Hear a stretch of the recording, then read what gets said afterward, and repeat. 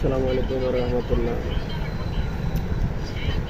আপনাদের ধানের শীষের মাথায় সাদা সাদা হয়ে গেছে, শীষের মাথায় কিছু ধান নেই, এটা আপনার ব্লাস্টের পূর্ব লক্ষণ।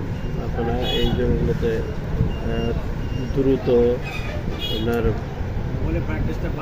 ছত্রাকনাশক ব্যবহার করতে হবে।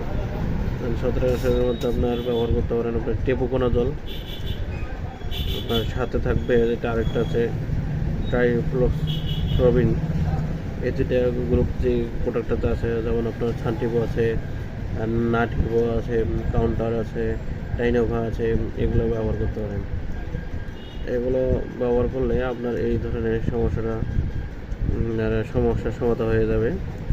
আর একটা বিষয় লক্ষ্য করবেন, যাদের এই ধরনের ধানের ফুল ভাইয়া আসছে, এই সময় আপনারা স্প্রে করবেন না।